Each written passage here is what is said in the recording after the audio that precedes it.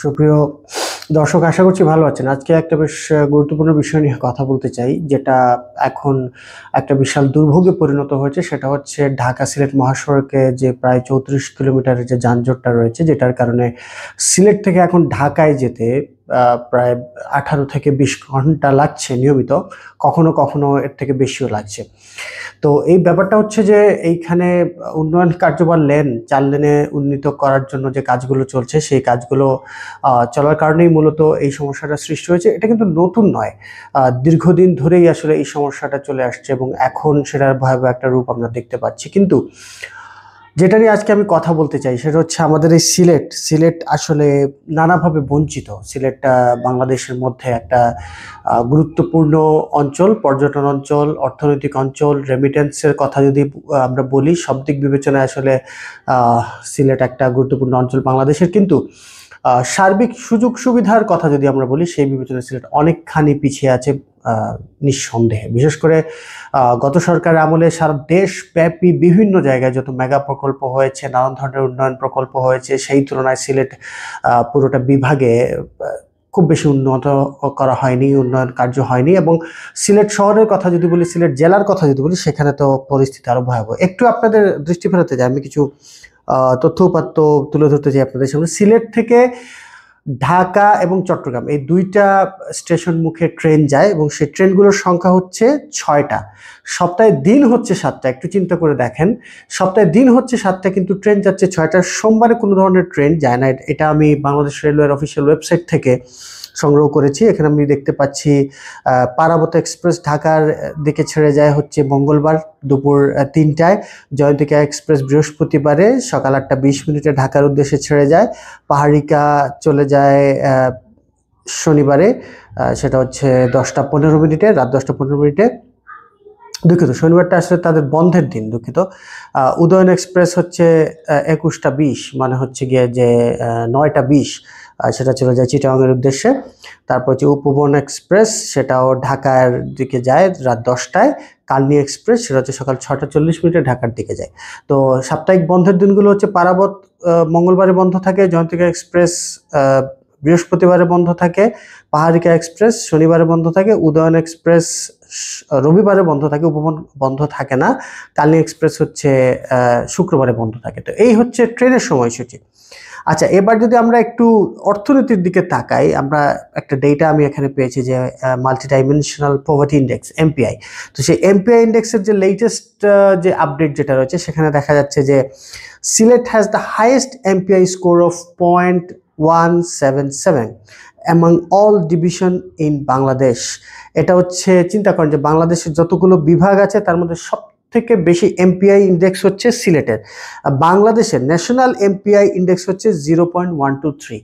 তো সেটার থেকেও বলতে গেলে প্রায় কতগুলো 54.54 ইন্ডেক্স আমাদের বেশি।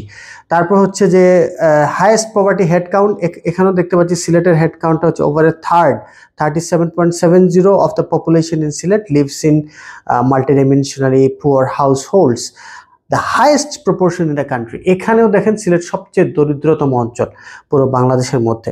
তো এই হচ্ছে সিলেটের অবস্থা। সিলেটের মধ্যে যেটা আমরা দেখতে পাচ্ছি আরেকটা, যে the intensity of poverty is also highest in Sylhet, meaning that poor households are deprived in greater proportion of the weighted MPI indicators. মানে এখানেও আসলে সিলেট নানাভাবে বঞ্চিত হচ্ছে।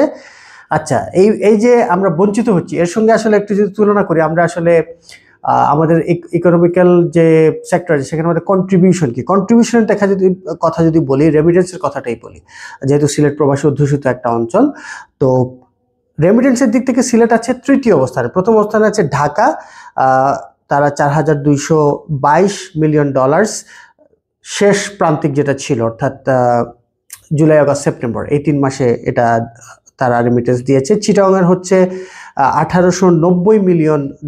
সিলেট তৃতীয় অবস্থানে আছে, সেটা হচ্ছে $588.5 মিলিয়ন, সেটা সিলেটের প্রবাসীরা রেমিটেন্স পাঠিয়েছেন। তো চিন্তা করে দেখেন, 7টা বা 8টা বিভাগ যেটা আমরা বলি, সেই 8টা বিভাগের মধ্যে রেমিটেন্সের দিক দিয়ে আমরা তৃতীয় অবস্থানে আছি। পর্যটনের কথা যদি বলি, পাথরের কথা যদি বলি, সব দিক বিবেচনায় সিলেট অর্থনৈতিকভাবে শক্তিশালী একটা জায়গা আছে, কিন্তু উন্নয়নের ক্ষেত্রে আমরা বরাবরই পিছিয়ে। কেন?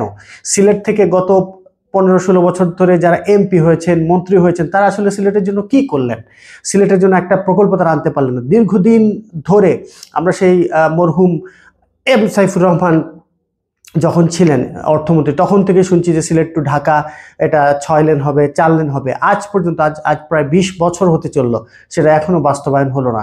পরবর্তীতে যারাই সরকার ছিলেন তারা কেউই সেটা বাস্তবায়ন করতে পারলেন না। যারা এমপি ছিলেন, মন্ত্রী ছিলেন, কেউই পারলেন না। কেন পারলেন না?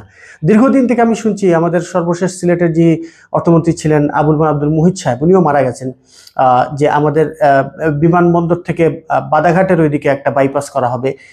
আজকে মনে হয় এটারও প্রায় 10 বছর হয়ে যাচ্ছে যে এটারও কোনো অগ্রগতি দেখতে পাচ্ছি না। তো সিলেটের সঙ্গে এই বঞ্চনাগুলো কেন? কেন সিলেট বারবার বঞ্চিত হচ্ছে? কেন সিলেটকে বঞ্চিত রাখা হচ্ছে? সিলেটের যারা দায়িত্বশীল আছেন তারা কি করলেন এত বছর ধরে? এখন হয়তো কিছু দাবি আমি ডিসি সাহেব সারোয়ার আলম সাহেব দেখেছি, উনি বলেছেন যে সিলেটের এই যানজট নিরসন এবং সিলেটের যে মহাসড়কে যে অবস্থা, ঢাকার সঙ্গে যোগাযোগের, এটা উন্নতি কল্পে তিনি কথা বলেছেন। কিন্তু আগের যারা ডিসি ছিলেন, সিলেটের যারা এমপি ছিলেন, এতজন এমপি ছিলেন সিলেট পুরোটা বিভাগে, 19টা আসন খুব সম্ভবত পুরো সিলেট বিভাগে, তো এই 19টা আসন 19 জন এমপি ছিলেন, তারা কেন পারলেন না? সিলেটের তো একজন মেয়রও ছিলেন। এই শহর, এই বিভাগীয় শহর উন্নত করার জন্য, যোগাযোগ ব্যবস্থাটা অন্যান্য শহরের সঙ্গে এবং অন্যান্য জেলার সঙ্গে সহজীকরণের জন্য কি করলেন তারা? এই প্রশ্নটাকে আমরা করতে পারি না? সবচেয়ে অবাক করার বিষয় হচ্ছে যে আপনি যদি ঢাকার উত্তরার সঙ্গে, শুধুমাত্র আমি ঢাকা জেলা বিভাগ সবকিছু বাদ দিলাম, ঢাকার উত্তরার সঙ্গে যদি সিলেট পুরো শহরের চিন্তা করেন আপনি, মানে কি বলে সেটাকে যদি তুলনা করেন, উত্তরার থেকে 1000 গুণ পিছিয়ে আছে সিলেট। এখানে কোনো যেটা পাবলিক ট্রান্সপোর্ট নেই, এখানে কোনো বাস সার্ভিস নেই। মাঝখানে শুরু হয়েছিল টাউন বাস বলে একটা, সেটা বন্ধ হয়ে গেল। এখানে যত্রতত্র গাড়ি পার্কিং, যত্রতত্র হচ্ছে জায়গা দখল করে, রাস্তা দখল করে হকাররা বসছে, এখানে গাড়ির স্ট্যান্ড হচ্ছে, এবং কোনো ধরনের একটা শৃঙ্খলা আমরা কোথাও দেখতে পাই না নিয়মিতভাবে। কিছুদিন ঠিকঠাক চলে, এরপর আবার সেই ঘুরে ফিরে সেই যাহাই লাউ তাহাই কদু।